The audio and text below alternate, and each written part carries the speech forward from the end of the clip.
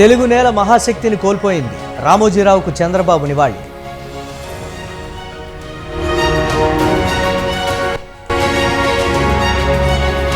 తెలుగు ప్రజలతో రామోజీది విడదీయలేని బంధం. మీడియా మొఘల్ మృతి పట్ల ఎన్వి రమణ సంతాపం.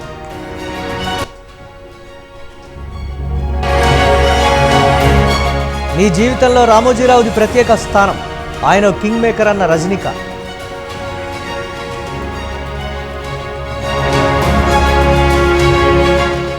లోక్సభలో ప్రతిపక్ష నేతగా రాహుల్ గాంధీ. సిడబ్ల్యూసీ సమావేశం తీర్మానం.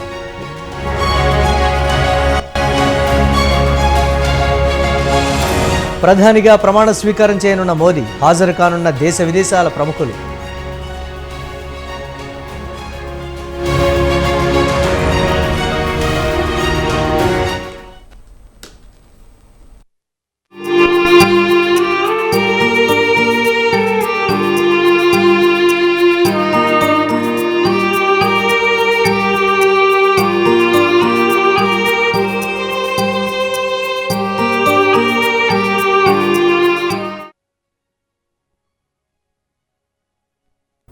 మీడియా మొఘల్ రామోజీ గ్రూప్ సంస్థల చైర్మన్ రామోజీరావు తెల్లవారుజామున కన్నుమూశారు. ఈ నెల 5న ఆయనకు శ్వాస తీసుకోవడంలో ఇబ్బందులు ఎదురవడంతో హైదరాబాద్లోని ఓ ఆసుపత్రిలో చేర్చారు.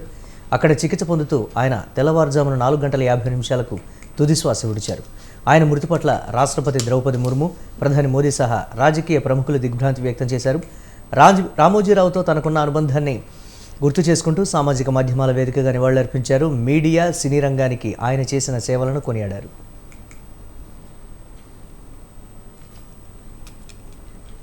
రామోజీరావు అంత్యక్రియలు రేపు జరగనున్నాయి. రేపు ఉదయం 9 గంటల నుంచి 10 గంటల మధ్య కుటుంబ సభ్యులు అంతిమ సంస్కారాలు నిర్వహించనున్నారు.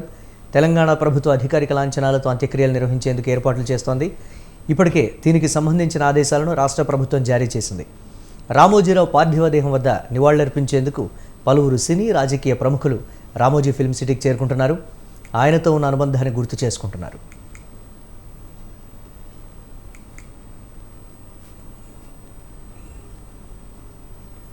రామోజీరావుకు టీడీపీ అధినేత చంద్రబాబు, ఆయన సతీమణి భువనేశ్వరి నివాళి అర్పించారు.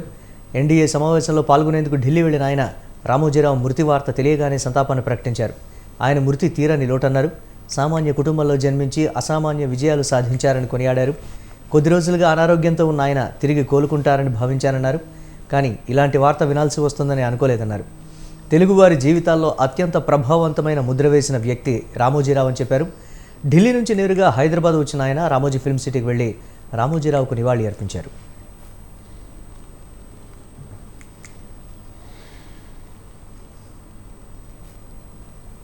నిన్న చనిపోయే వరకు ఆయనకు ఒకటే కోరిక. నా కోరిక అంతా కూడా నేను అనునిత్యం పనిచేసి పని చేస్తూ పనిలో చనిపోగలిగితే అది నాకు ఆనందంగా ఉంటుంది. అంతేకాదు, నేను చేసే ప్రతి నిమిషం నేను బ్రతుకున్నంత వరకు ప్రజల కోసం పనిచేయాలి, పని చేస్తూనే ఉండాలని చెప్పిన వ్యక్తి రామోజీరావు గారు. కానీ ఈరోజు మనం చూస్తూ ఉంటే ఆయన నిర్మించిన వ్యవస్థలు శాశ్వతం. చిత్ర పరిశ్రమ కూడా ఎనలేని సేవలు అందించాడు రామోజీరావు గారి. ఈరోజు ఈ సంస్థలో పనిచేసే సిబ్బందికి, అదే మరి కుటుంబ సభ్యులందరికీ కూడా నా ప్రగాఢ సానుభూతి తెలియజేస్తున్నా. అదే సమయంలో ఆయన ఆత్మకు శాంతి కలగాలని భగవంతుడిని మనస్ఫూర్తిగా ప్రార్థిస్తున్నా. ఆయన చేసిన పనులు శాశ్వతం. భవిష్యత్తులో కూడా తెలుగు జాతి గుర్తుపెట్టుకునే విధంగా చేశారు. అలాంటి ఆయనకు మనశ్శాంతి కలగాలని భగవంతుడిని మనస్ఫూర్తిగా ప్రార్థిస్తూ, తెలుగువారి అందరూ ఆశీస్సులు ఉన్నాయి. ఆ ఆశీస్సులు ఆయనకు ఎప్పుడూ ఉంటాయని చెప్పి కూడా కోరుకుంటూ అందరి దగ్గర సెలవు తీసుకుంది. నిన్న రామోజీరావు పార్థివ దేహానికి మెగాస్టార్ పద్మవిభూషణ్ చిరంజీవి నివాళి అర్పించారు. ఆయన కుటుంబ సభ్యులను కలిసి పరామర్శించారు. వారిని ఓదార్చి ధైర్యం చెప్పారు. వారే కాదు, రాజకీయాలకు అతీతంగా అనేక రంగాలకు చెందినటువంటి ప్రముఖులు, ఆయన అభిమానులు కూడా అక్కడికి వచ్చి నివాళి అర్పించినటువంటి పరిస్థితి ఉంది. ఇదే అంశానికి సంబంధించి మనతో డిబేట్లో పార్టిసిపేట్ చేస్తున్నారు రమణ గారు, ప్రముఖ విశ్లేషకులు. అలాగే జంధ్యాల శరత్ బాబు గారు, సీనియర్ జర్నలిస్ట్, వారు లైవ్లో సిద్ధంగా ఉన్నారు. అలాగే రావికంటి శ్రీనివాస్ గారు, వారు కూడా సీనియర్ జర్నలిస్ట్, లైవ్లో సిద్ధంగా ఉన్నారు. ముందుగా రమణ గారు నమస్కారం అండి. 1974లో ఏర్పాటైనటువంటి ఈనాడు పేపర్ 50 సంవత్సరాలు పూర్తి చేసుకొని అప్రతిహతంగా సాగుతున్నటువంటి పరిస్థితి, వారి సక్సెస్ రేట్ కానీ, ఎక్కడ పుట్టారు, ఎక్కడ పెరిగారు, ఈరోజు ఈ స్థాయికి వచ్చి మీడియా రంగాన్ని ఇంత విస్తృతం చేసినటువంటి రామోజీరావు గారికి ఏం చెప్తారు? మొట్టమొదటగా రామోజీ గ్రూప్ సంస్థల అధినేత చెరుకూరి రామోజీరావు గారి మృతికి, మరణానికి వారికి, వారి కుటుంబ సభ్యులకు ప్రగాఢ సానుభూతిని తెలియజేస్తూ వారి ఆత్మకు శాంతి కలగాలని ఆ భగవంతుడిని ప్రార్థిస్తున్నాను. ఆయన ఒక సామాన్య రైతు కుటుంబంలో 1936 సంవత్సరం నవంబర్ 16వ తారీఖు పామర్రు మండలం పెదపారుపూడి గ్రామంలో జన్మించారు. ఒక సామాన్య కుటుంబంలో పుట్టి ఒక వ్యవస్థగా ఎదిగారు ఆయన. ఆయన తయారు చేసిన వ్యవస్థలన్నీ కూడా ఈరోజు ఒక మహావృక్షంలాగా ఎదిగిపోయి ఎన్నో వేల కుటుంబాలకు జీవనోపాధిని కల్పిస్తూ ఉన్నాయి. ఆయన ప్రస్థానాన్ని తీసుకున్నట్లయితే ఆయన స్కూల్లో టీచర్గా పనిచేశారు. ఆ తర్వాత మొట్టమొదటిగా వ్యాపార రంగంలో వచ్చినప్పుడు చిట్ ఫండ్స్, మార్గదర్శి చిట్ ఫండ్ని స్థాపించడం జరిగింది. అది ఈరోజు చూసినట్లయితే ఒక బ్యాంకుతో సమానంగా ప్రజల ఆస్తికి డబ్బుకి జవాబుదారీతనంగా ఉంటూ దినదిన ప్రవర్ధమానమై చాలా కాలం 2020 వరకు ఆయనే ఉన్నారు దానికి, ఆయన చైర్మన్గా. తర్వాత ఆయన కుమార్తె శైలజా సుమన్ గారు ఛార్జ్ తీసుకున్నారు. మరి పొదుపు చేయడానికి కూడా ఒక పద్ధతిని నేర్పినటువంటి రామోజీరావు గారు మార్గదర్శి అనేది ఆంధ్ర రాష్ట్రంలో కానీ పక్కన ఉన్నటువంటి రాష్ట్రాల్లో కూడా, కర్ణాటక, తమిళనాడు ఇలాంటి రాష్ట్రాల్లో కూడా కొన్ని బ్రాంచీలు ఓపెన్ చేసి పొదుపుకి పర్యాయపదంగా మారింది. ఆ ప్రస్థానం అలా కొనసాగుతూ ఉండగానే మీరన్నట్లుగా 1974 సంవత్సరంలో ఆగస్టు 10వ తారీఖు విశాఖపట్నం సీతమ్మధారలో ఈనాడు పత్రికను నెలకొల్పడం జరిగింది. అప్పుడు మేము స్కూల్లోనో కాలేజీలోనో చదువుకుంటున్న రోజులు. అప్పటి నుంచి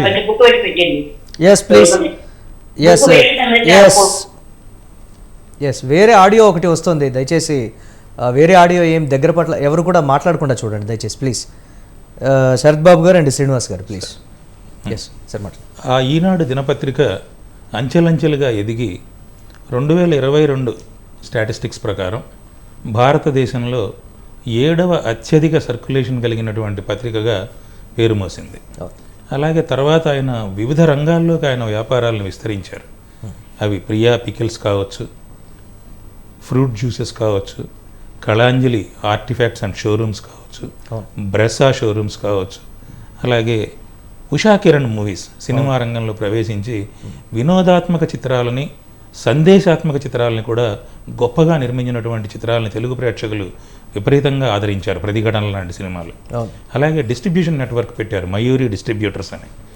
అలాగే తీసుకుంటే డాల్ఫిన్ గ్రూప్ ఆఫ్ హోటల్స్. ఇలా ఒకటేంటి, ఆయన ఎందులో వ్యాపార రంగంలో వేలు పెట్టినా సక్సెస్నే చూశారు, సక్సెస్ని పెంచుకుంటూ పోయారు, ఒక్కొక్క మెట్టు ఎదుగుతూ వచ్చారు ఆయన ప్రస్థానంలో. ఆయన ప్రెస్లో కూడా, ప్రసార మాధ్యమ రంగంలో, పత్రికా రంగంలో ఆయన్ని మొఘల్గా అభివర్ణిస్తారు. అంత ఎదిగినా కూడా రామోజీ ఫిల్మ్ సిటీ ప్రస్తుతం గిన్నిస్ బుక్ ఆఫ్ వరల్డ్ రికార్డ్స్లో ఎక్కింది. 1666 ఎకరాలు. హాలీవుడ్ కూడా 400 ఎకరాల్లోనే ఉంటుంది studio. Guinness book of world రికార్డ్స్లోకి ఎక్కి ఈ రోజున హాలీవుడ్ కానీ, బాలీవుడ్ కానీ, టాలీవుడ్ కానీ ఎవరైనా సరే నిర్మాతలు స్క్రిప్ట్తో లోపలికి వెళ్ళి సినిమా అయిపోయి బయటకు వచ్చేటటువంటి సౌకర్యాలు, అధునాతన సౌకర్యాలన్నీ కూడా ఫిల్మ్ సిటీలో ప్రొవైడ్ చేయడం జరిగింది. అలాగే జర్నలిజంలో తీసుకున్నట్లయితే జర్నలిజం కాలేజీని ఎస్టాబ్లిష్ చేశారు ఆయన. విలువలతో కూడిన జర్నలిజాన్ని ఆయన ప్రతి నిమిషం ఆచరించారు. అలాగే అందరికీ కూడా చెప్పేవారు. అలాగే విద్యారంగంలోకి వెళ్ళినట్లయితే రమాదేవి పబ్లిక్ స్కూల్, ఆయన భార్య సతీమణి పేరు మీద ఒక స్కూల్ని ఓపెన్ చేసి, అసలు ఆ స్కూల్ రిజల్ట్స్ చూస్తే ఆశ్చర్యం వేస్తుంది. వచ్చిన ర్యాంక్స్ కానీ, స్టడీస్ చేసే స్టూడెంట్ల ప్రతిభ కానీ చూస్తే ఆశ్చర్యం వేస్తుంది. అలా ఆయన ప్రతి రంగంలోనూ కూడా విలువలతో కూడినటువంటి జీవితాన్ని గడిపారు. ఒక విధంగా చెప్పాలంటే అక్షరం ఆయుధం అనే చెప్తాం మనం పత్రికా రంగంలో. ఆ అక్షరం అనే ఆయుధానికి సామాజిక బాధ్యతని కూడా జోడించారు ఆయన. అప్పుడు ఈ అక్షరం అనేది ఇంకా పవర్ఫుల్గా తయారైంది. ఆ అక్షర జ్యోతి ఇవాళ అమరపురికి ఎగటం అనేది పత్రికా రంగానికి, ఇటు చలనచిత్ర రంగానికి, అన్ని రంగాలకు కూడా ఆయనతో పరిచయం ఉన్న ఆ పేరు తెలుగునాట ఇంటింటా మోగే పేరు రామోజీరావు. చాలామంది తెలియని విషయం ఒకటి మనం విన్నవించాలి మీకు. ఆయన అసలు పేరు రామయ్య గారు. ఓకే. వాళ్ళ తల్లిదండ్రులు పెట్టిన పేరు రామయ్య గారు అయితే స్కూల్లో జాయిన్ చేసేటప్పుడు వాళ్ళ అమ్మా నాన్న తీసుకువెళ్ళినప్పుడు మా స్కూల్లో వాళ్ళు అడిగితే నీ పేరేంటని ఆయన రామోజీరావు అని చెప్పారట. ఓకే. స్కూల్ రికార్డ్స్లో ఆ పేరే రాసుకోవడం జరిగింది. అప్పటి నుంచి ఆ పేరు ఆయనకి స్థిరపడిపోయింది. ఆయన పుట్టింది ఇప్పుడు మనం ఆంధ్రప్రదేశ్ పామర్రు మండలం కృష్ణా జిల్లా అని చెప్పుకున్నా 1936 అంటే అది మెడ్రాస్ ప్రెసిడెన్సీ, అవును, స్వాతంత్రానికి పూర్వం. కాబట్టి పెదపారుపూడి గ్రామం ఆయన పుట్టింది. కానీ ఆయన high school, college, inter and BSc చదివింది గుడివాడ కాలేజీలో చదివారు. ఓకే, ఎస్, రైట్ అండి. మాట్లాడదాం దీనికి సంబంధించి. ఇక జంధ్యాల శరత్ బాబు గారు ఉన్నారు, వారితో కూడా మాట్లాడదాం. శరత్ బాబు గారు నమస్తే అండి. ఎస్, మ్యూట్లో ఉన్నారు, అన్మ్యూట్ చేయండి శరత్ బాబు గారు. నమస్కారం అండి. ఎస్, అప్రజాతంగా సాగినటువంటి రామోజీరావు గారి జీవితం కావచ్చు, లేకపోతే జర్నలిజం విలువలతో కూడినటువంటి జర్నలిజం, వారు స్థాపించినటువంటి సంస్థల్లో ఉండి ఇప్పుడు ఉన్నటువంటి విస్తృతంగా పెరిగినటువంటి మీడియా రంగంలో అందరూ కూడా వారి సంస్థ నుంచి వచ్చే అత్యున్నత స్థాయికి చేరినటువంటి వారందరూ కూడా ఉన్నటువంటి ప్రస్తుత పరిస్థితి. మీడియా రంగం, పత్రికా రంగం ఉన్నంత కాలం కూడా వారి పేరు చిరస్మరణీయంగా నిలిచిపోయేటువంటి పరిస్థితి. వారు అడుగిడినటువంటి ప్రతి వ్యాపారం, 1-2 మినహాయించి మిగతా అన్నింటిలో కూడా వారు అత్యున్నత శిఖరాలకు వెళ్ళినటువంటి మనిషి. వారి ప్రస్థానానికి సంబంధించి ఏం చెప్తారు మీరు? అవునండి, ఆయన పేరు తెలియని తెలుగువారు, భారతీయులు, ప్రపంచంలో వారు కూడా ఎవరు ఉండరు. ఎందుకంటే ఆయన ఏ రంగాన్ని నిర్వహించినా, ఏ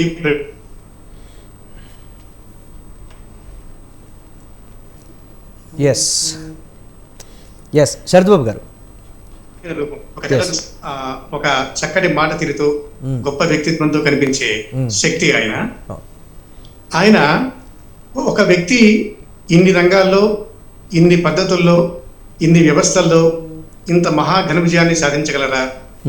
ఒకే ఒక మనిషి ఇన్ని పనులు ఇన్ని సంవత్సరాల కాలంలో చేయగలరా అని మనందరికీ ఆశ్చర్యం కలిగి తీరుతుంది.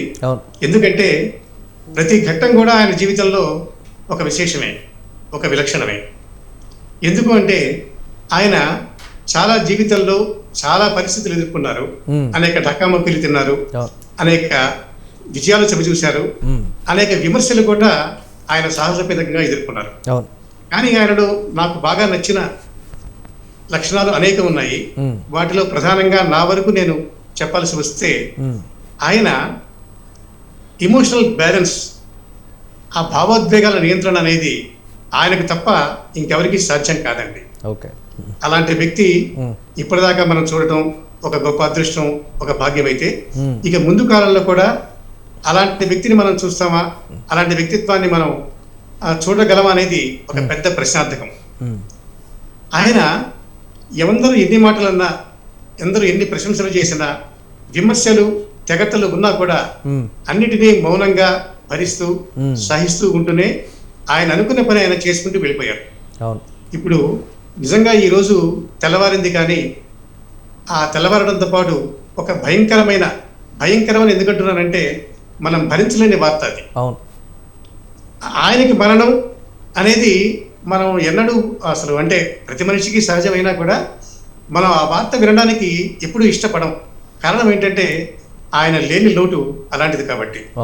ఇప్పుడు నిన్నదాకా ఉన్న వ్యక్తి ఈరోజు తెల్లవారుజామున 4:50 ప్రాంతంలో ఆయన లేరు అనేటప్పటికీ నిజంగా ప్రపంచం నివ్వెరపోయింది. ప్రతి తెలుగువారు కూడా, తెలుగువారే కాదండి, ఆ మాటకు వస్తే ఇతర భాషల వారు కూడా ఆయన మరణ వార్త విని నిశ్చేష్లయ్యారు. ఇప్పటిదాకా ఎవరు కూడా తేరుకోలేదండి. కారణం ఏమిటంటే ఆయన తన వ్యక్తిత్వాన్ని మలుచుకున్న తీరు. ఒక వ్యక్తి ఇంతమందికి సహాయం చేయగలరా? ఒక ఉపాధ్యాయ రంగంలోనే కాదు, ఇందాక మన గౌరవనీయులు మన సభలోని రమణ గారు అన్నట్లుగా మన రాబిటి శ్రీనివాస్ గారు, వారికి కూడా ఎంతో అనుబంధం ఉంది. నేను కూడా ఈనాడు సంస్థలో రావికంటి వారిలాగా, మన మిత్రులాగా పనిచేశాను. 36 సంవత్సరాల అనుబంధం ఈనాడుతోనే ఉంది. ఇన్ని సంవత్సరాల కాలంలో మేము ఆయన దగ్గర నేర్చుకుంది ఎంతో ఎంతో ఎంతో ఉందండి. ఆయన చాలా గంభీరంగా కనిపిస్తారు, కానీ చాలా సున్నితమైన మనస్తత్వం. ఒక మాట ఆయన అసలు చూసే చూపులోనే ఒక ఎక్స్రే ఉంది. ఒక మనిషి తన ఎదుట ఉండగానే ఆయన ఒకసారి ఒక చూపు చూశారంటే ఆ వ్యక్తిత్వం మొత్తాన్ని అంచనా వేస్తారు. అలా అని ఆయన ఏమి పెద్ద గంభీరంగా ఉండే మనిషి కాదు. చాలా సరదాగా నవ్వుతూ వినోదంగా ఉండే మనిషి. అలా నవ్వుతూ నవ్వుతూ మాట్లాడుతూనే ఎదుటి వ్యక్తి అంతరంగాన్ని గ్రహించి అతని శక్తిని తెలుసుకొని అతనికి ఏ పని అప్పగిస్తే అతనికి సంస్థకి మంచి జరుగుతుందో ఆ పనిని అప్పగించే నేర్పరితనం రామోజీరావు గారు ఒక్కరిలోనే మనం చూడగలం. అంటే మనం అనుకుంటామండి, మనం ఒక ఉద్యోగానికే పరిమితం, ఒక పనికే మన జీవితాలు పరిమితం. కానీ ఆయన విద్య, ఉపాధి, మీడియా, సినిమా, ఇంకా అనేక రంగాలలో, ఇంకా మనిషి జీవిత కాలంలో మనిషి ఉదయం నిద్రేసేపటి నుంచి రాత్రి నిద్రపోయే వరకు అతనికి ఎన్ని రకాల పరిస్థితుల్లో ప్రభావాల్లో మనిషి ఉంటాడో అన్ని రంగాలని ఆయన స్పృశించారు. ఏ రంగాన్ని ఆయన అనుకున్నా కూడా, ఎందులో ప్రవేశించినా కూడా ఆయన ఎలా ఉంటుందంటే మారథాన్ లాగా ఉంటుందండి. ఆయన ప్రవేశించారు రంగంలోకి అంటే అది విజయమే. కాబట్టి మనం నిజానికి చెప్పాలంటే ఈనాడు పత్రిక మరొక 2-3 నెలల్లో వచ్చే ఆగస్టులో మరి పుట్టినరోజు వసంతాలు జరుపుకుంటోంది. 50 ఏళ్ళు అయింది. కానీ మనకు అనిపించింది ఈరోజు పొద్దున ఈ వార్త వినగానే అనిపించిన మొదటి మాట, అయ్యో కొద్ది రోజుల్లోనే అంటే ప్రతి తెలుగువాడు కూడా సద్బాబు గారు ప్రతి తెలుగువాడు అంటే పేపర్ చదివేటువంటి ప్రతి ఒక్కరూ కూడా బాధపడేటువంటి అంశం కావచ్చు, లేకపోతే ఆలోచించేటువంటి అంశం. ఇటువంటి మంచి వ్యక్తి, మహనీయుడు, గొప్ప ఎంటర్ప్రెన్యూర్. ఆయన ప్రతి వ్యాపారంలో కూడా వారు సక్సెస్ అయినటువంటి విధానం కావచ్చు, అన్నిటికీ ఆదర్శనీయమైనటువంటి పరిస్థితి. మాట్లాడదాం దీనిపై. ఇక రావికంటి శ్రీనివాస్ గారు ఉన్నారు, వారితో కూడా మాట్లాడదాం. సీనియర్ జర్నలిస్ట్ శ్రీనివాస్ గారు, నమస్తే అండి. మ్యూట్లో ఉన్నారు సార్, అన్మ్యూట్ చేయండి కొంచెం.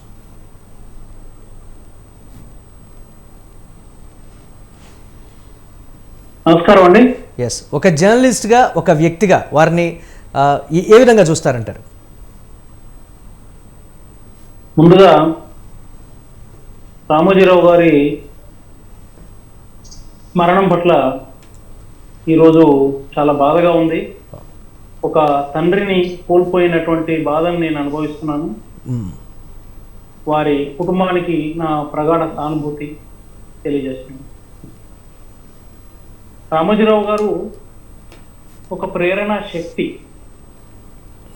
అంటే పాత్రికేయాన్ని కేవలం ఒక వ్యాపారంగానో లేకుంటే ఏదో ఒక వ్యాపకంగానో చూడలేదు ఆయన. వారు ఈ సమాజానికి, ఈ రాష్ట్రానికి, దేశానికి సేవ చేయడానికి పాత్రికేయాన్ని ఒక మార్గంగా ఎంచుకున్నారనిపిస్తున్నారు.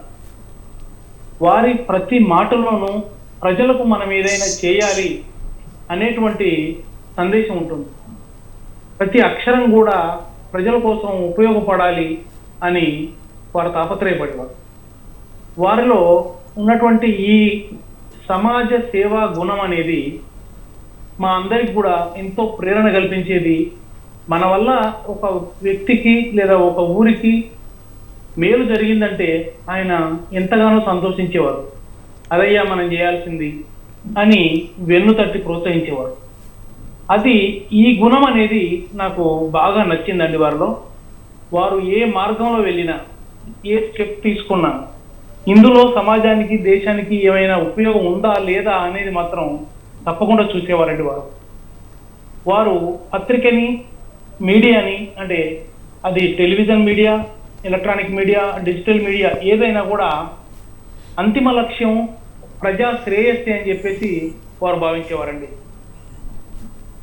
ఎస్, రైట్ అండి, మాట్లాడదాం. రమణ గారు, వ్యాపారం విషయంలో, ఇతరతర విషయాల్లో జర్నలిస్టిక్ విలువలు పాటించడంలో కూడా ఈనాడు అన్ని రంగాలకు కూడా ఆదర్శనీయమైనటువంటి పరిస్థితిని మనం చూసాం. నష్టాలు తక్కువగా రావటం, అలాగే నష్టాలు లేకుండా వ్యాపారం ఎలా చేయాలో కూడా చాలామంది ఆయన ఆదర్శంగా తీసుకుంటున్నటువంటి పరిస్థితి. అసలు ఆ కోణాన్ని ఎలా చూడాలంటారు? అంటే ఏ వ్యాపారం చేసినా కూడా అండి, ఏ వ్యాపారవేత్త అయినా లాభాల కోసమే కొంత వ్యాపారాన్ని చేస్తారు. నష్టానికి చేసే వ్యాపారం ఎక్కువ కాలం నడవదు. కాబట్టి సక్సెస్ రేట్ ఎక్కువగా ఉన్నటువంటి రామోజీరావు గారిని, వారి విధానాల్ని, వారి స్వచ్ఛందంగా చేసేటటువంటి, అనుసరించేటటువంటి పద్ధతుల్ని, ఇవన్నీ అనుసరించడం అనేది సక్సెస్కి మార్గం. అది జర్నలిజంలో మీరు అన్నట్టుగా జర్నలిజాన్ని తీసుకున్నట్లయితే జర్నలిజం అనేది ఒక ఉద్యోగం కాదు, ఇది సామాజిక సంక్షేమ జీవన విధానం అని చెప్పి ఆయన నమ్మేవారు. అందుకే జర్నలిజంలో అత్యంత విలువల్ని పాటించేటటువంటి పాత్రికేయులు కానీ, పత్రిక కానీ ఈనాడు అనటంలో అతిశయోక్తి లేదు. అలా ఉండకపోతే మన తెలుగు రాష్ట్రాల్లో ముఖ్యంగా అత్యధిక సర్క్యులేషన్ గల దినపత్రికగా ఈనాడు నిలబడేదే కాదు. అవును. అదొక్కటే కాదండి, ఈటీవీ మనం లోగోని తీసుకున్నట్లయితే ప్రసార మాధ్యమం ఏదైతే ఛానల్ ఉందో అందరూ ఏమనుకుంటారంటే ఈటీవీ అనేది అదొక ఇంగ్లీష్ లోగో అనుకుంటారు. దాని మొదటి ఈలో తెలుగు అక్షరం కూడా ఉంది. అవును, అవును. అంత భాషాభిమాని ఆయన. అనునిత్యం విలువల కోసం జర్నలిజంలో సామాజిక శ్రేయస్సుని జోడించి తెలుగువారి అభివృద్ధి కోసం ఆలోచించేటటువంటి నిత్య కృషివలుడు రామోజీరావు గారు. అలాగే ఆయన ఎప్పుడు ఏమనుకునేవారంటే అన్నదాత అని ఒక మ్యాగజైన్ పెట్టారు అవును. వ్యవసాయదారుల కోసం, రైతుల కోసం. ఆయన ఏమనేవారంటే శాస్త్ర పరిశోధనలకి ముఖ్యంగా వ్యవసాయ రంగంలో పల్లె బతుకులే మార్గదర్శకం కావాలి. అవును. అదే ఆయన పత్రికను పెట్టడంలో ఉన్నటువంటి ప్రముఖమైనటువంటి ఉద్దేశం. అలాగే జర్నలిజంలో ఏంటంటే సమాజాన్ని చైతన్యపరచడం, ప్రజల్ని చైతన్యవంతుల్ని చేయటం, వాళ్ళ బాధ్యతల్ని వాళ్ళకు గుర్తు చేయటం, పాలకపక్షం కానీ ప్రతిపక్షం కానీ, ప్రభుత్వం కానీ ప్రతిపక్షం కానీ వ్యవస్థలో జరిగేటటువంటి మార్పుల్ని జర్నలిజంతో ఫాలో అవుతూ అందులో ఉన్నటువంటి తప్పులని ఎత్తి చూపాలి ప్రజా సంక్షేమం దృష్ట్యా. ఆ పనిలో రామోజీరావు గారి పత్రికలు కానీ పాత్రికేయం కానీ 100% విజయం సాధించిందనడంలో ఎటువంటి సందేహం లేదు. ఆ విలువల్ని కూడా ఆయన అలా పాటిస్తూనే వచ్చారు. ఆయన ఈనాడు పత్రికని మొదలుపెట్టిన రోజుల్లో విశాఖపట్నంలో అప్పటికి మనం ఆంధ్రప్రభ, ఆంధ్రపత్రిక, విశాలాంధ్ర ఇలాంటి పత్రికలు అప్పటికే ఉన్నాయి. కానీ ఈ ఆఫ్సెట్ ప్రింటింగ్ అని ఏదైతే ఉంటుందో అలా చూడగానే ఈనాడిని ప్రజల దృష్టిని ఆకర్షించేది. ఆ ప్రింటింగ్ కానీ, కలర్స్ కానీ, ఆ బ్లాకింగ్ కానీ అదంతా కూడా. అది దినదిన ప్రవర్ధమానమై చివరికి ఉదయాన్నే లేవగానే కాఫీ తాగడం ఎంత సామాన్యమైన విషయమో ఈనాడు పేపర్ని చేతికి తీసుకొని ఆ హెడ్లైన్స్ను, వార్తలను చూడటం కూడా అంత సామాన్యమైన విషయంగా మారిపోయింది. తెలుగువారి జనజీవన స్రవంతిలో ఈనాడు అనేటటువంటిది ఒక భాగం అయిపోయింది. ఇంకొక ముఖ్యమైనది ఏంటంటే ఆయన నమ్మేది విమర్శని స్వీకరించకపోతే ప్రగతి లేదు అనేవారు. విమర్శలు, సవాళ్ళు అనేవి జీవితంలో వస్తూనే ఉంటాయి. వ్యాపారమైనా, ఉద్యోగమైనా, మనిషి జీవన విధానంలో ఆటుపోట్లు అనేవి సహజం. వాటిని ఎంతగా ఎదుర్కోగలం, ఏ విధంగా ఎదుర్కోగలం, ఎంత సమర్థవంతంగా వాటిని అధిగమించగలమని ఆయన ఆలోచించేవారు. కాబట్టి ఆయన జీవనశైలి అంత బిజినెస్ సామ్రాజ్యం అంటే వ్యాపార సామ్రాజ్యాన్ని విస్తరించిన ఆయన చాలా సింపుల్గా ఉంటారు. ఆ తెల్ల ప్యాంటు, తెల్ల చొక్కా, తెల్ల షూ తప్ప ఆయన వేరే డ్రెస్ వేసుకోవడం ఎప్పుడూ రేర్గా విదేశాలకు వెళ్ళినప్పుడు ఒక బ్లేజర్ వేసుకోవడం చూసాం. కానీ రామోజీరావు గారంటే తెలుపు, స్వచ్ఛత, ఆ స్వచ్ఛతే కనపడేది ఆయన మాటలో కూడా. చాలా ఫంక్షన్స్ మనం చూసుంటాం మురళి గారు, ఎక్కడా కూడా ఆయన ఆవేశపడి అడ్రస్ చేయటం కానీ, లేకపోతే ఒక భాషణం చేయటం కానీ అలాంటివి చాలా తక్కువ. ఆయనకు సంబంధించిన ఛానల్స్ ఓపెన్ అయినప్పుడు కానీ అనేక కార్యక్రమాల్లో, పాడుతా తీయగాలో అలాంటి కార్యక్రమాల్లో ఆయన వచ్చినప్పుడు కూడా ఆ వయసులో ఒక చిరునవ్వే సమాధానంగా ఉండేది ఎవరు పొగిడినా. ఆయన పొగడ్తలకి పొంగిపోయేవారు కాదు, విమర్శలకి కుంగిపోయేవారు కాదు.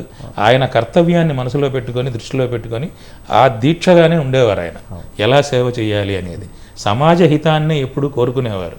మరో ముఖ్యమైన విషయం ఏంటంటేనండి, ఈరోజే నేను కూడా చదివాను దాన్ని. ఆంధ్ర రాష్ట్ర విభజన అనంతరం రాజధానికి ఏ పేరు పెట్టాలి అన్నప్పుడు ఆయన రాసిన సంపాదకీయంలో అమరావతి అనే పేరుని ఆయన సూచించడమే జరిగింది.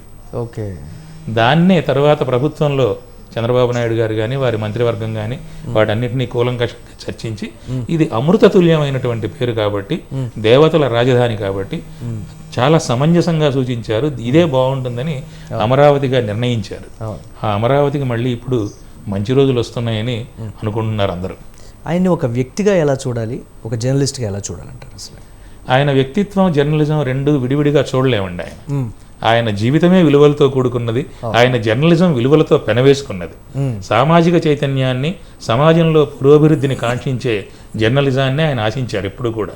విలువలతో కూడిన జర్నలిజం, అక్షరానికి బాధ్యతని జోడించడం అనేది ఆయనతోనే అయింది. అనేకమైనటువంటి పత్రికలను మనం చదువుతూ ఉంటాం. ఆ చదువుతున్నప్పుడు వచ్చేటటువంటి అనుభూతి, ఆ వాక్యాన్ని చదివేటప్పుడే మనకి మనసులో ఒక భావం, ఒక ప్రేరణ కలుగుతుంది. దాన్ని మనం ఊహిస్తాం. ఫ్లాష్ బ్యాక్లో చలనచిత్రంలో చూపించినట్టు సినిమాలో మన ఊహకు ఒక చిత్రం వచ్చేస్తుంది. అంత చక్కటి భాషని, తెలుగు భాషకి జీవం పోశారు ఈనాడులో. రైట్ అండి, మాట్లాడదాం. రైట్, శరత్ బాబు గారు, సుదీర్ఘమైనటువంటి అనుబంధం కావచ్చు, లేకపోతే వారి సంస్థలో చేసినటువంటి అనుభవం ఉందని కూడా చెప్పారు. వారి వర్కింగ్ స్టైల్ ఏ విధంగా ఉండేది, అసలు ఆ పేపర్ చదువుతూ ఉన్నా కానీ, లేకపోతే వారి గురించి అనుకున్నా కానీ ఆ జర్నలిస్టిక్ విలువలు కావచ్చు, లేకపోతే వార్తలో ఉన్నటువంటి క్లారిటీ కావచ్చు, ఇవన్నీ కూడా క్లియర్గా తెలిసిపోయేటువంటి పరిస్థితి. వారి వర్కింగ్ స్టైల్ ఏ విధంగా ఉండేది? ఆయనతో కొంతకాలం పాటు నేను ప్రత్యక్షంగా ప్రతిరోజు కలుసుకుని మాట్లాడే అవకాశం లభించింది. ఓకే. నిజంగా నా జీవిత కాలంలో అది ఒక అద్భుతమైన సందర్భం.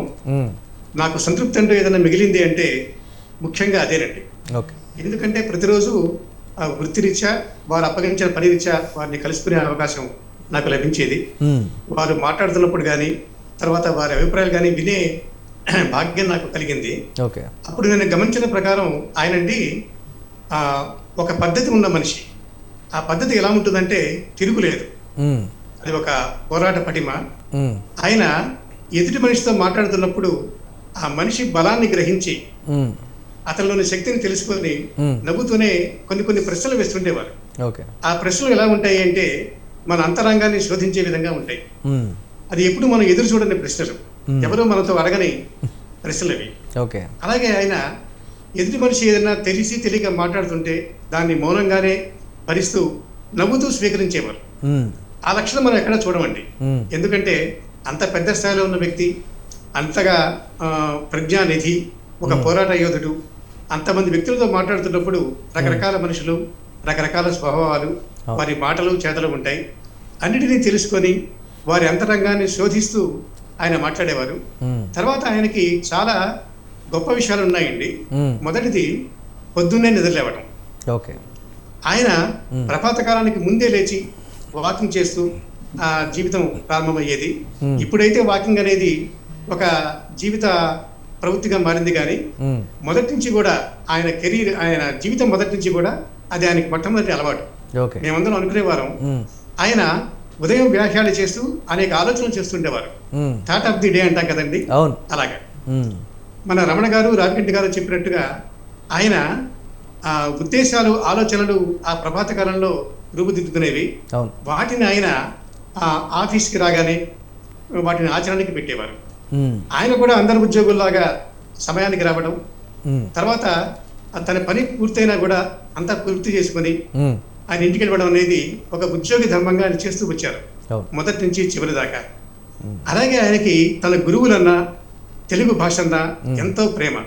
అది ఎంత ప్రేమ అంటే ఇంకా చెప్పాలంటే హిమాలయం అంత ప్రేమ అది. ఆ ప్రేమ అడుగడుగునా కనిపిస్తూ ఉండేదండి. ఆ తెలుగు భాష మీద అభిమానం కానీ, ఒక స్నేహపూర్వక ధోరణి కానీ, అలాగే తెలుగుని అభిమానించి ఆచరణకు తెచ్చే విధానం కానీ చాలా విశేషంగా ఉండేది, విలక్షణంగా ఉండేది. అవన్నీ కూడా నేను చూశాను. తర్వాత తన గురువులని ఆయన గౌరవించుకునేవారు. తనకు పాఠశాల స్థాయిలో, ఉన్నత పాఠశాల, కళాశాల స్థాయిలో ఆయనకి బోధించిన వారిని గుర్తుపెట్టుకొని ప్రతి సందర్భంలోనూ వారిని ఆహ్వానించి రామోజీ ఫిల్మ్ సిటీకి వారిని గౌరవించి పంపించేవారు అనమాట. అలాగే ఆయనకి ఎవరు ఏ చిన్న మాట సాయం చేసినా తన జీవితకాలంలో ముందు, అయితే నిజానికి సాయం అనే మాటకి శాశ్వత చిరునామా రామోజీరావు గారే. ఆయన చేసిన సాయానికి ఎక్కడా కూడా మనం కొలిచే కొలమానం ప్రపంచంలో ఎక్కడా లేదు.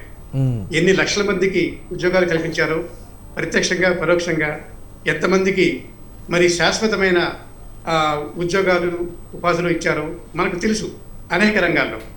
కానీ ఎంత సహాయం చేసినా ఏమీ తెలియనట్టే ఉండేవారు. ఎంత గొప్పతనం ఉన్నా ఎవరు ఏం చెప్పినా మౌనంగా వింటూ ఉండేవారు. వారంతా మాట్లాడిన తర్వాత అదంతా అర్థం చేసుకొని తన భావాలను ఆయన చెప్పేవారు. కాబట్టి ఎవరు ఆయన ముందుకు వెళ్ళినా కూడా ఒక చిన్న పిల్లవాళ్ళలాగా అయిపోయేవారండి. ఎందుకంటే ఆయన ముందు మనం దాచాల్సింది ఏం లేదు, ఆయనకు తెలియదంటూ ఏమీ లేదన్నది ప్రతి ఒక్కరికి తెలుసు. అలాంటి సందర్భాలు కూడా నేను అనేకం చూసాం. తర్వాత అండి ఎవరైనా సంస్థాగతంగా మన జర్నలిజం ఫీల్డ్లో మనం జర్నలిజం రంగంలో ఉన్నాం కాబట్టి మనం అనుకుంటూ ఉన్నాం, ఎవరైనా తెలియక పొరపాటు చేసినా లేదా ఏదన్నా మరింత ఆత్మవిశ్వాసంతో ఏదైనా తప్పిదాలు చేసినా కూడా వాటిని భరిస్తూనే ఆయన సరిదిద్దేవారు. ఎప్పుడు కూడా కోపం తెచ్చుకునేవారు కాదు. ఒకవేళ కోపం వచ్చినా అది ధర్మాగ్రహంలాగా ఉండేది తప్ప అది మామూలు అందరిలాంటి కోపం కాదు. ఆ లోపాన్ని సరిదిద్దుతూ, ఏమయ్యా ఇలా చేయొచ్చా, నువ్వు ఇలా చేస్తే ఎలా, మరి నీకు నేను నేర్పింది ఇదేనా, నువ్వు నేర్చుకుంది ఇంతేనా, మరి నాకు నువ్వు ఇచ్చే సమాధానం ఇంతేనా అని అడుగుతుండేవారు. కాబట్టి ఆయన నేర్చుకుంటూనే మనకు నేర్పారు, ఆయన తెలుసుకుంటూనే మనకి తెలియజేశారు, ఆయన గ్రహిస్తూనే మనకు గ్రహింపజేశారు. ఒక విలక్షణం కాదండి, ఈ ప్రతిరోజు కూడా అద్భుతంగా ఉండేది ఆయనతో. ఆయన ఈరోజు ఏం మాట్లాడతారనే ఉత్సుకత వెళ్ళేవాళ్ళం. అలాగే తెలుగు పదాలకి అర్థాలు, ఇంగ్లీష్ పదాలకి మాటలకి అర్థాలు చెప్పే క్రమంలో ఆయన మాట్లాడుతున్నప్పుడు చాలా ఆశ్చర్యంగా ఉండేదండి. ఇన్ని విషయాలు ఆయనకి తెలిసినా కూడా ఏమీ తెలియని వారుగానే ఉంటారు. ఆయనతో మనం ప్రత్యక్షంగా మాట్లాడుతున్నప్పుడు ఆయన ప్రజ్ఞ నిధిత్వం అనేది మనకి తెలుస్తుంది. అలాగే ఎప్పుడైనా ఇతర వ్యక్తులు, ఇతర శక్తులు ఏదన్నా ఆయన్ని విమర్శించినప్పుడు కూడా ఆయన రిసీవ్ చేసుకునే విధానం చాలా విశేషంగా ఉండేదండి. అంటే పొగడతలైనా విమర్శలైనా ఒకలాగే తీసుకుంటారు ఆయన అనేది అయితే ఆయన చుట్టూ ఉన్నటువంటి వారైతే చెప్తున్నారు. శరత్ బాబు గారు, మాట్లాడదాం దీనికి సంబంధించి. రైట్, ఇక శ్రీనివాస్ గారు, ఒక జర్నలిస్ట్గా మీరు ఆ సంస్థలో అడుగుపెట్టినప్పటి నుంచి వర్క్ చేసేటప్పుడు కావచ్చు, లేకపోతే ఇతరత్ర కావచ్చు, జర్నలిస్టిక్ వాల్యూస్తో పాటు ఇతరత్ర కూడా మనం చాలా నేర్చుకుంటాము అనేటువంటి మాట అయితే చాలామంది చెప్తున్నటువంటి పరిస్థితి ఉంది. ఏ విధంగా ఉండేదంటారు అసలు అప్పుడు అక్కడ? రామోజీరావు గారితో పని అంటే ప్రతినిత్యం నేర్చుకోవడం. రామోజీరావు గారు పత్రికని ఎలా నడిపిస్తారు అంటే ఏ ఒక్క అక్షరం కూడా ఆయన నియంత్రణ దాటి బయటికి పోవడం. అట్లాగని చెప్పి ఆయన ప్రతి వార్తని ముందే చూస్తారని, ఆయనే దాన్ని ఎడిట్ చేస్తారని అనుకుంటే పొరపాటండి. ఆయన ప్రతి జర్నలిస్ట్ ని ఒక రామోజీరావు లాగా నడిపిస్తారు ఆయన. అంటే మనం ఏమనుకుంటామంటే నేను రాసే ప్రతి అక్షరం, నేను రాసే ప్రతి వార్త, పెట్టే ప్రతి శీర్షిక, దీనికి సంబంధించిన ప్రభావం రామోజీరావు గారి మీద పడుతుంది. తప్పొచ్చినా ఒప్పొచ్చినా దాని నింద రామోజీరావు మీద వారి మీద పడుతుంది. అందువల్ల నేను బాధ్యతాయుతంగా పనిచేయాలి అని ప్రతి ఒక్క పాత్రికేయుడు కూడా భావించి రామోజీరావు గారి ప్రతినిధుల్లాగా పూర్తి స్థాయిలో అక్కడ మా విచక్షణను ఉపయోగించి అక్కడ విధి నిర్వహణ చేస్తారండి. అంటే నన్ను రామోజీరావు గారు చూస్తున్నారు, నన్ను వెనుక నుంచి కనిపెడతా ఉన్నారు అని ఒక భావన కలిగించేలాగా అక్కడ వ్యవస్థ ఉంటుందండి. ప్రతి నిత్యం పత్రికని ఆమూలాగ్రం చదివి, అంటే మొదటి పేజీ నుంచి చివరి పేజీ వరకు కూడా ప్రతి అక్షరం చదివి వాటి మీద ప్రతిరోజు కామెంట్స్ రాసేవారండి ఆయన. అంటే బాగుందని, అద్భుతంగా ఉందని, అమోఘంగా ఉందని, ఈరోజు పత్రిక జీవకళ ఉట్టిపడుతోందని, ఇట్లాంటి ప్రేరణాత్మకమైనటువంటి అభినందనలు రాసేవారండి. అలాగే ఏ ఒక్క దగ్గర అక్షర దోషం కనిపించినా దాన్ని ఆయన సున్నా చుట్టి పంపించేవారు. ఎక్కడైనా ఏదైనా వార్తలో చిన్న తేడా అనిపించినా కూడా దాన్ని గుర్తించి ఇది ఎలా చేశారు, ఇది ఎందుకు చేశారు, దీన్ని పాస్ చేసింది ఎవరు అని చెప్పేసి కామెంట్స్ రాసేవారు. ఒక్కొక్కసారి మరి పత్రికను ఏం చేయదలుచుకున్నారు అని ఇట్లాంటి కొంచెం పరుషమైనటువంటి వాక్యాలు కూడా రాసేవారు. అంటే ప్రతి కామెంట్ కూడా ఎలా నడవాలి, ఎలా నడవకూడదు అనేటువంటి విషయాలు చెప్పేది. వారి కామెంట్స్ కోసం ప్రతి జర్నలిస్టు, అటు రిపోర్టర్ కావచ్చు, ఇటు డెస్క్లో ఉన్న సబ్ ఎడిటర్ కావచ్చు, ఆసక్తిగా చూసేవారు. అభినందన వస్తే పొంగిపోయేవాళ్ళు, మందలింపు వచ్చినప్పుడు ఇంకోసారి నా వల్ల ఈ పొరపాటు జరగకూడదు అని జాగ్రత్త పడేవారు. అలా ఒక పకడ్బందీ వ్యవస్థను రామోజీరావు గారు రూపుదిద్దారండి. ఈనాడులో ఉన్న గొప్ప లక్షణం ఏంటంటే చాలా ముందుగా ప్రణాళిక రూపొందించడం, దానికి కార్యాచరణ రూపొందించుకోవడం, ఆ తర్వాత అమలుకు సంబంధించి సరైన విధంగా అడుగులు వేయడం, ఆచరణ తర్వాత మళ్ళీ వెంటనే సమీక్షించుకోవడం, ఆ సమీక్ష తర్వాత అందులో అద్భుతంగా చేసినటువంటి వారిని ప్రోత్సహించడం, అందులో సరైనటువంటి ప్రతిభ కనబర్తని వారిని గుర్తించి వారికి దిశానిర్దేశం చేయడం, ఇలా ఒక పకడ్బందీ వ్యవస్థ. ఆ వ్యవస్థలో ఈనాడు ఎదుగుదలకి ప్రధానమైనటువంటి కారణం నిత్య సమీక్ష. నిత్య సమీక్ష అనేది ఈనాడు ఎదుగుదలలో ఒక పెద్ద ఆయుధం లాంటిది అనమాట. అది సమీక్షించడానికి కూడా ఒక వ్యవస్థను రూపుదిద్దారు తర్వాత. అలా ఇది ఈనాడు పత్రిక ప్రతిరోజు పాఠకుల్ని నేటికి అలరిస్తూ ఉంది అంటే అంతర్గతంగా ఏర్పాటు చేసుకున్నటువంటి పకడ్బందీ వ్యవస్థ అండి. దాన్ని నడిపించడంలో మరి ఆ యంత్రాంగం అంతా కూడా పూర్తి స్థాయి చిత్తశుద్ధితో పనిచేస్తారండి. అవును, ఎస్, మాట్లాడదాం. రైట్, రమణ గారు, దాదాపుగా పత్రికా రంగం అన్ని రంగాల్లో అడుగుపెట్టిన తర్వాత వారు ఈటీవీని స్టార్ట్ చేశారు. ఈటీవీ కూడా ఇప్పటికి కూడా అప్రతిహతంగా సాగుతున్నటువంటి పరిస్థితి. అంటే సినిమా ఇండస్ట్రీ కొంచెం దగ్గరగా ఎంటర్టైన్మెంట్ సెక్టర్స్ వారు పెట్టినటువంటి షోస్ కూడా చాలా సక్సెస్ అయ్యి వేరే లాంగ్వేజెస్ వాళ్ళు కూడా దాన్ని ఇన్స్పిరేషన్గా తీసుకొని చేసినటువంటి పరిస్థితులు ఉన్నాయి. ఈటీవీ సక్సెస్కి సంబంధించి ఏం చెప్తారు? ఈటీవీ ఒక్క తెలుగు భాషలోనే సక్సెస్ అవ్వలేదు మురళి గారు. భారతదేశంలో ప్రముఖమైన భాషలన్నింటిలో కూడా ఈటీవీ ఛానల్స్ వచ్చాయి. అవును. ఈటీవీ సక్సెస్లో ముఖ్యమైన కారణాలు ఏంటి అంటే కళాకారుల్ని ప్రోత్సహించినటువంటి తీరు. అందులో ముఖ్యంగా ఒక ఉదాహరణ నేను చెప్తాను, నాకు గుర్తొచ్చింది ఇప్పుడు మీరు అడిగినందుకు. పాడుతా తీయగా మొదలైన తర్వాత మొదలుపెట్టినప్పుడు ఎస్పి బాలసుబ్రహ్మణ్యం గారిని అడగటం జరిగింది ఈ కార్యక్రమాన్ని నిర్వహించమని. ఆయన నేను చేయలేనన్నారు. కానీ రామోజీరావు గారు నీవు తప్ప ఎవరు చేయలేరు, నువ్వే చెయ్యాలి అని చెప్పి ఆయన ఒప్పించారు. అంత బిజీలో కూడా. ఆ తర్వాత కొద్ది కాలం తర్వాత ఆయన వేరే పని మీద ఎస్పి బాలసుబ్రహ్మణ్యం గారు హైదరాబాద్ వచ్చి రామోజీరావు గారి స్టూడియోకి ఫోన్ చేశారు, కారు కావాలి ఎయిర్పోర్ట్ నుంచి. సండే, ఆదివారం రోజు. ఆ ఫోన్ యాక్సిడెంటల్గా ఎవరు లేకపోవడంతో ఇంట్లో రామోజీరావు గారే ఎత్తారట. ఓకే. ఎత్తితే బాలసుబ్రహ్మణ్యం గారు ఆయన అనుకోకుండా ఇలా నాకు కారు కావాలి, కారు ఎయిర్పోర్ట్కి నేను వచ్చాను రావడానికంటే ఆయన ఇప్పుడైతే ఇమీడియట్గా రెడీగా ఎవరు లేరు, మరి మీకు అభ్యంతరం లేకపోతే నేనే డ్రైవ్ చేసుకొని వస్తానన్నారు. అంటే అలాంటి అద్భుతమైనటువంటి మానసిక స్థితి కలిగిన పరిణతి చెందిన వ్యక్తి ఆయన. అంటే ఈగోస్కి తావులేదు ఆయనకి, ఇజం అనేది లేదు. ప్రజాహితం అదే ఆయన లక్ష్యం, ప్రజాస్వామ్యాన్ని గెలిపించడమే ఆయన లక్ష్యం. ఇప్పుడు ఫోర్త్ ఎస్టేట్ మనం తీసుకున్నట్లయితే ఎగ్జిక్యూటివ్, జ్యుడిషియరీ, మూడోది ప్రెస్, నాలుగవది. ఇందులో మీకు coherence, completeness, context and clarity, ఈ 4 C's అంటాం మనం జర్నలిజంలో. ఈ 4టిని కూడా జాగ్రత్తగా మేళవించారు పత్రికా రంగంలో. అది ఈటీవీ కానివ్వండి, మాధ్యమం కానివ్వండి, లేకపోతే పత్రిక ఈనాడు కానివ్వండి. ఇంకా ఇందులోకి వచ్చినట్లయితే మీకు ఈటీవీలో దాన్ని ఏ విధంగా కార్యక్రమాలని రూపొందించాలి, ఏ రంగంలో నిష్ణాతులు ఎవరెవరు ఉన్నారు, స్క్రిప్ట్ ఎవరు రాయగలరు, ఎంత అందంగా చూపించే ఫోటోగ్రాఫర్స్ ఎవరు, సెట్ని వేసేవాళ్ళు ఎవరున్నారు, ఇలా ప్రతిదాన్ని కూడా క్షుణ్ణంగా వెనక నుంచి అబ్జర్వ్ చేసి ఆయా రంగాల్లో వాళ్ళందరినీ ఒక వేదిక కల్పించారు ఈటీవీ అనేది. అందుకే ఈటీవీలో దాదాపు 20 సంవత్సరాల పాటు పాడుతా తీయగా అప్రతిహతంగా నడిచి బాలసుబ్రహ్మణ్యం గారు లాంటి మహనీయుడు స్వర్గస్థులైన తర్వాత మళ్ళీ వారి కుమారుడితో ఆ కార్యక్రమాన్ని నిర్వహిస్తూ ఉన్నారు. అలాగే కొన్ని సీరియల్స్ చూసినట్లయితే దశాబ్దాలు నడిచాయి కొన్ని. మరి అందులో క్వాలిటీ అనేది లేకపోతే ప్రేక్షకాదరణ, మన భాషలో చెప్పాలంటే రేటింగ్స్ ఉండవు. కాబట్టి అన్ని విధాలా కూడా ఆయన ప్రతిదీ కూలంకషంగా పరిశీలించేవారు.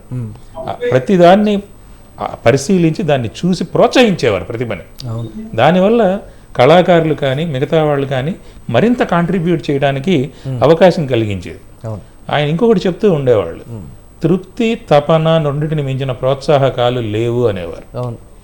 అంటే ఆయనకి ప్రోత్సాహం ఏంటి ఆయన వ్యాపారాల్లో, కళారంగంలో కానీ, చిత్రసీమలో కానీ, బిజినెస్లో కానీ అంటే ఆయన సాధించుకున్నటువంటి తృప్తి, ఆయనకున్నటువంటి జీల్, తపన అంటాం, అదే ఆయనకి ప్రోత్సాహం. ఇంకొకటి కూడా చెప్పేవారు ఆయన, ప్రతిదీ ప్రభుత్వమే చేయాలనుకోవడం, ఆ మానసిక స్థితి ఏదైతే ఉందో అది మన అసమర్థతని మనం చెప్పుకోవడం అనేవారు. కాబట్టి ఒక విధంగా చెప్పాలంటే ఆయన మహనీయుడనే చెప్పాలి. అంతటి శిఖరం ఈరోజు నేల కొరగటం, అమరపురికి ఎగిన అక్షర జ్యోతి అనడంలో సందేహమే లేదు. అటువంటి వాళ్ళు 100కో 1,00,00,000కో ఎక్కడో పుడతారు. ఎదిగిన కొద్దీ ఒదిగి ఉండాలి అనేటటువంటి సూక్తిని నమ్మి పూర్తిగా ఆచరించిన వ్యక్తి ఆయన. ఇతరత్ర విమర్శలు వచ్చినప్పుడు కూడా వారు పొంగిపోలేదు పొగడ్తలకి, విమర్శలకి కుంగిపోను లేదు. అక్కడ మీరు విమర్శలు అన్నారు, ఒక చిన్న విషయం చెప్తాను. మార్గదర్శి ఫైనాన్సెస్, మార్గదర్శి చిట్ ఫండ్స్, నేను కూడా ఖాతాదారు ఉండేవాడికి ఒకప్పుడు. మార్గదర్శి చిట్స్ కానీ ఫైనాన్స్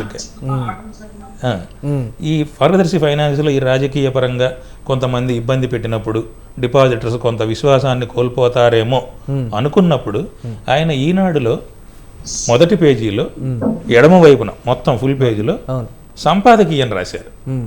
ఇందులో పెట్టినటువంటి పెట్టుబడి కానీ డబ్బు కానీ ఎవ్వరూ భయపడవలసిన అవసరం లేదు. మీరు పెట్టిన డబ్బుని అణా పైసలతో సహా మీరు వచ్చి తీసుకోవచ్చు, ఎటువంటి భయాలకి ఆస్కారం లేదని ఆయన సంతకంతో సంపాదకీయం రాశారు. ఓకే, అంతటి నిబద్ధత కలిగిన వ్యక్తి ఆయన.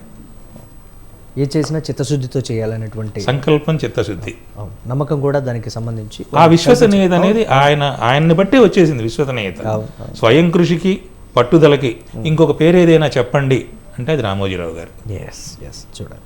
రైట్, శరత్ బాబు గారు, కొన్ని సమయాల్లో వారు స్ట్రెస్గా ఫీల్ అవడం కానీ, లేకపోతే చిరాకు పట్టడం కానీ, లేకపోతే ఇతరత్ర వర్క్ విషయంలో కానీ, లేకపోతే అసహనం వ్యక్తం చేసినటువంటి పరిస్థితులు ఏమైనా ఉన్నాయా మీ దృష్టికి వచ్చినవి? నేను ఎప్పుడు అంటే ప్రత్యక్షంగా ఉన్నప్పుడు కూడా చూడలేదండి. అలానే ఆయనకి కోపం రాదని కాదు.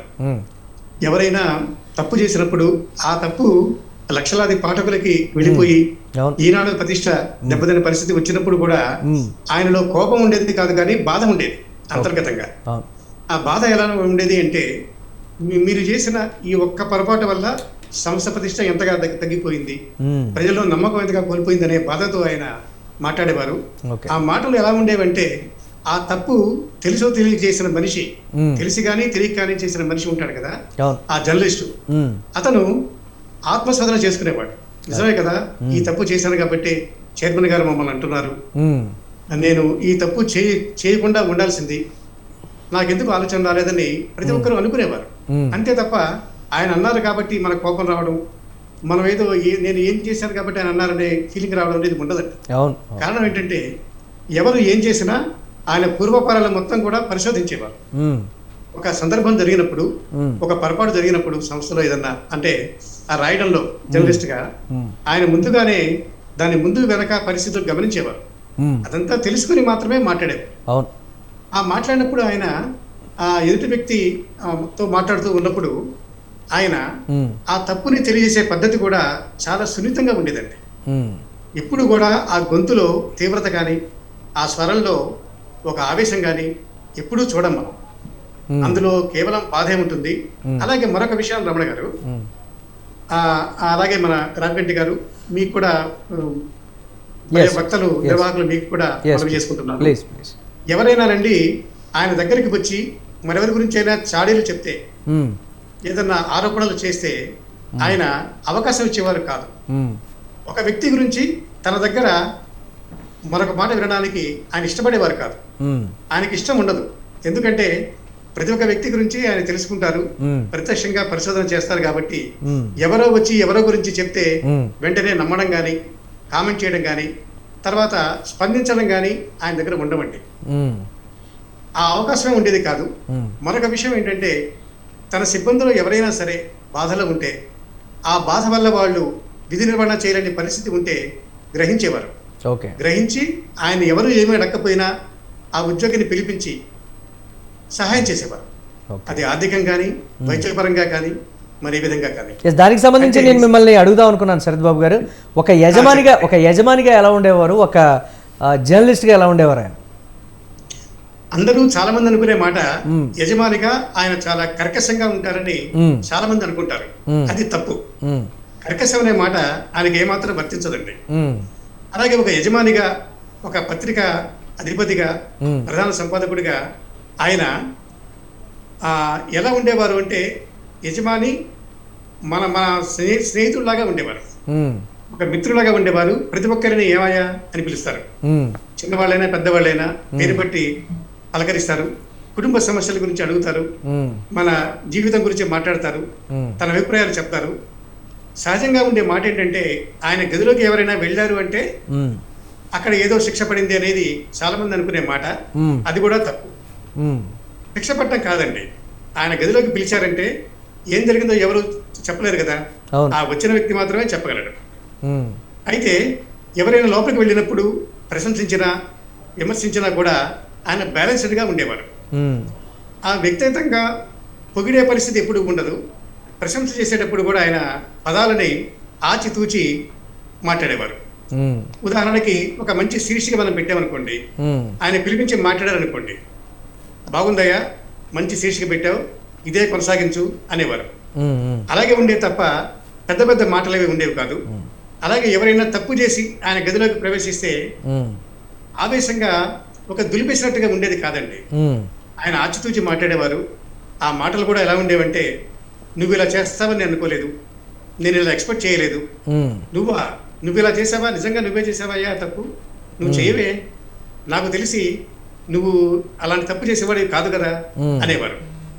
మరీ కోపం వస్తే ఆయన వాడే పదాలు కూడా ఆచితూచి ఉండేవి. ఆ పదాలు కూడా ఎలా ఉండేవంటే, ఎవరో చెప్పిన మాట విని అనే ఆ మాటలు కావవి, ఆయన తెలుసుకున్న మాటలు. ప్రతి ఒక్క ఉద్యోగి గురించి ఆయన స్వయంగా తెలుసుకునేవారండి. ఆ ఉద్యోగి, ఆ జర్నలిస్టు బలాలు బలహీనతలు ఆయనకి బాగా తెలుసు. నిజం చెప్పాలంటే మన గురించి మనకే తెలియని అనేక విషయాలు ఆయనకు తెలుసు.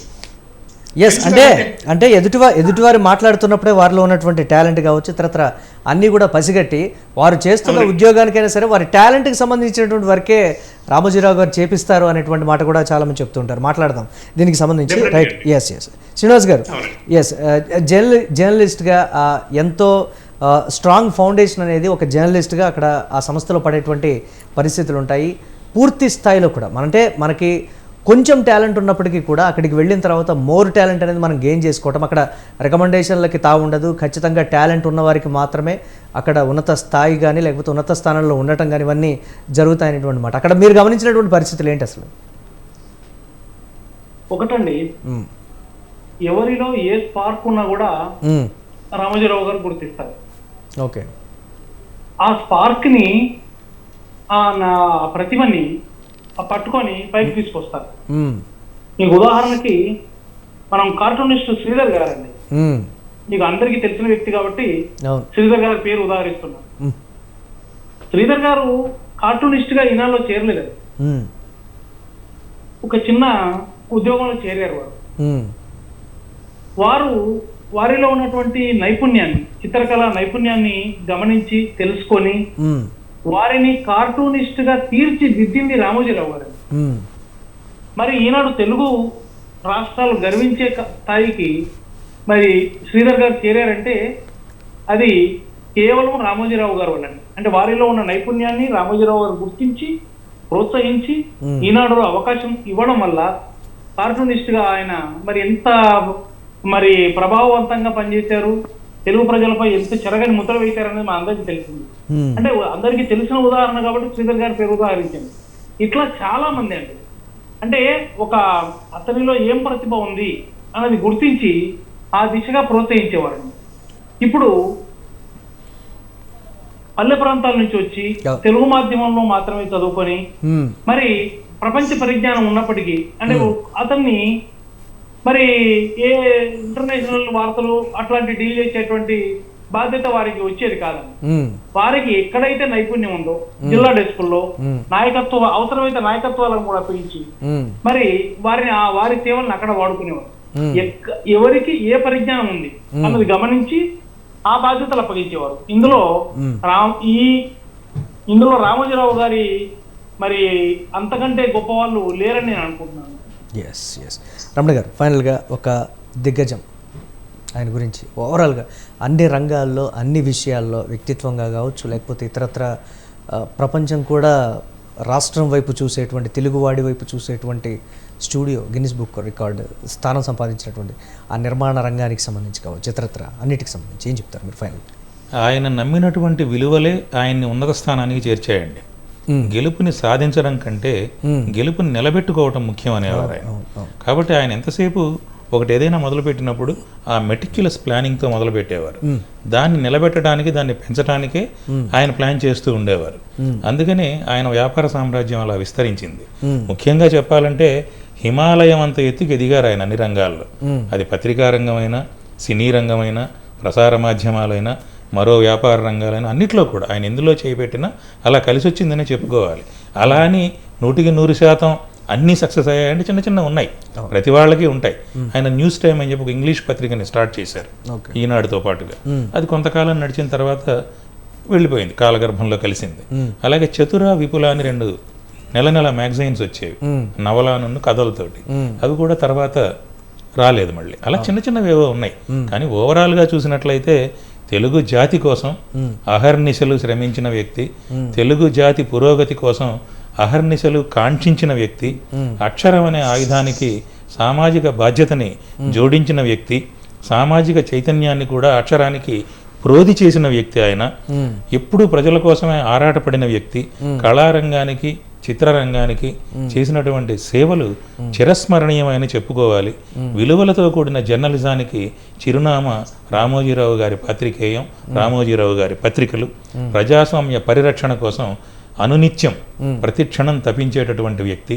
కాబట్టి అంతటి ఉన్నత శిఖరం ఈరోజు లేకపోవడం ఆయన మృతికి మరొక్కసారి అందరి తరపున, నా తరపున కూడా శ్రద్ధాంజలి ఘటిస్తూ. అంటే ఒక సినిమా అనేది ఎంటర్టైన్మెంట్ సెక్టర్గా భావించినటువంటి పరిస్థితి నుంచి సందేశాత్మకంగా కూడా తీయొచ్చు చిత్రాన్ని, సందేశాత్మకం అలాగే వినోదాత్మకంగా కూడా కలిసి మలిచినటువంటి పరిస్థితుల్ని చూసాం వారు స్టోరీ సెలక్షన్. అవునండి, భిన్న ధృవాలని స్పర్శించారు కథల్లో ఆయన. అంటే వినోదాత్మక చిత్రాలతో పాటు సందేశాత్మక చిత్రాలు ఇంతకు ముందు లేవా అంటే వరకట్నం, కోడలి ద్రంకాపురం, ఉమ్మడి కుటుంబం ఇలాంటివి ఎన్నో ఉన్నాయి. కానీ ఈ కాలంలో కూడా ప్రజలు సందేశాన్ని విస్మరించరు. దాన్ని తీసి సరిగ్గా మనకి ప్రజలకు అందించగలిగితే మనం విజయాన్ని అందుకోగలుగుతామని ప్రతిఘటన లాంటి సినిమాలతో ఆయన మనకి చూపించారు. మొట్టమొదటిగా శ్రీవారి ప్రేమలేఖ చూస్తే పూర్తి హాస్యభరిత చిత్రం. అలాగే రకరకాల చిత్రాలను తీశారు, డిస్ట్రిబ్యూషన్ స్థాపించారు, మయూరి డిస్ట్రిబ్యూటర్స్. అలా అన్ని కోణాలని స్పృశించారు. అనేకమైనటువంటి నూతన కళాకారులకి ప్రోత్సాహం ఇచ్చారు. నూతన గాయకులు ఇవాళ రోజున మనకి సినిమా రంగానికి పరిచయం అయ్యారు. పాడుతా తీయగా కార్యక్రమం ద్వారా ఎంతోమంది హీరోలు, ఎంతోమంది హీరోయిన్లు, దర్శకులు, అలా ఎంతోమంది ఆ మహావృక్షాన్ని నీడలో పెరిగినటువంటి వాళ్ళు ఎంతోమంది. ఎంతమంది అనేది మనం చెప్పలేం. ఎస్, అంటే ప్రత్యక్షంగా కూడా వారు వేల నుంచి లక్షల మందికి ఉపాధి కల్పించారు ఆ ఫిల్మ్ సిటీ ద్వారా అనేది కూడా ఒక మాటగా కూడా చెప్తారు. లో బడ్జెట్ ఫిల్మ్స్, ఒక ప్రొడ్యూసర్ చెప్పినటువంటి మాట, లో బడ్జెట్ ఫిల్మ్స్ మేము స్టార్ట్ చేసినప్పుడు ఆ కథతో లోపలికి వెళ్ళి సినిమాతో బయటకు వచ్చేసేవాళ్ళం. అటువంటి పరిస్థితి వారు క్రియేట్ చేస్తే మాకు చాలా బాగా అనిపించింది, చాలా తక్కువలో కూడా మేము సినిమా తీగలిగా ఉన్నటువంటి మాట చెప్పారు. దాన్ని ఎలా చూడాలి అసలు? మన తెలుగు చిత్రరంగమే కాదండి, బాలీవుడ్ నుంచి అమితాబ్ బచ్చన్, షారుఖ్ ఖాన్ లాంటి వాళ్ళు తీసిన సినిమాలు కూడా చిత్ర నిర్మాతలు ఆర్టిస్టులతో లోపలికి వెళ్ళి ఫిల్మ్తో బయటకు వచ్చేవారు. ఎందుకంటే అందులో లేని ఫెసిలిటీ లేదు. షూటింగ్స్ కానీ, విదేశాలకు సంబంధించిన సెట్లు కానీ, స్ట్రీట్స్ అంటే ఆ రోడ్లు కానీ ఇంగ్లాండ్లోవి, అలాగే మన దేశంలో ఉన్నటువంటి వివిధ రకాల గార్డెన్స్, ఉద్యానవనాలు, మొఘల్ గార్డెన్స్ లేదా మైసూరు బృందావన్ గార్డెన్స్, వీటి రెప్లికాస్ని అక్కడ పెట్టారు. కాబట్టి ఏది కావాలని అక్కడ అందుబాటులో ఉంటుంది. 3 స్టార్ హోటల్ కావాలా లోపల ఉంటుంది, 5 స్టార్ హోటల్ కావాలా ఉంటుంది. శాంతి నివాసం అనేది పేరు పెట్టారు. కాటేజెస్ ఉంటాయి అందులో, ఫ్లాట్స్. కాబట్టి ఆహారం వెళ్ళిన వాళ్ళకి, విజిటర్స్కి, సమ్మర్ కార్నివాల్స్ పిల్లలకి, అలా ప్రతిదీ అందులో లేనిది లేదు.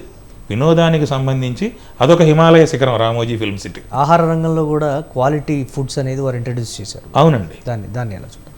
ప్రియా పికిల్స్ అందరికీ తెలిసే ఉంటుంది. అమెరికాలో సూపర్ మార్కెట్లోకి వెళ్ళిన ప్రియా పికిల్స్ ఉంటాయి. ప్రియా పికిల్స్లో ఆ మూత ఓపెన్ చేయగానే ఆ సువాసన గుమగుమలాడుతుంది ముక్కుకి. ఆ ప్రియా పికిల్ నాలికి తగలగానే రామోజీరావు గారు గుర్తొస్తారు. అంతటి రుచికరంగా, శుచికరంగా ఆహారాలు తయారు చేసేవారు. సోమా ఫ్రూట్ జ్యూసెస్ వచ్చాయి కొన్నాడు, అవి కూడా ఎంతో అద్భుతంగా ఉండేవి. మరి ఎందుకు ఆగిపోయిందో నాకు అంతగా అవగాహన లేదు. ఎందులో చేసినా ఆయన ఆ నిబద్ధతతో కూడిన వ్యాపారాన్ని చేశారు. బట్ ఓవరాల్గా ప్రతి ఇంటిని, ప్రతి మనిషికి కూడా కావలసినవి అంటే వారు వాడేటువంటి ఉత్పత్తుల ఖచ్చితంగా 1-2 అయినా సరే రామోజీరావు గారి ఉత్పత్తులు, రామోజీరావు గారు ఇచ్చినటువంటి జ్ఞానం, విజ్ఞానాన్ని కూడా ఉండేటువంటి పరిస్థితులు అయితే ఉన్నాయి. రైట్ అండి, థ్యాంక్ యూ రమణ గారు. అలాగే శరత్ బాబు గారు, రావికంటి శ్రీనివాస్ గారు స్పెషల్ డిబేట్లో పార్టిసిపేట్ చేసినందుకు. ఇక ఇది వాళ్ళ స్పెషల్ డిబేట్. కీప్ వాచింగ్ స్వతంత్ర.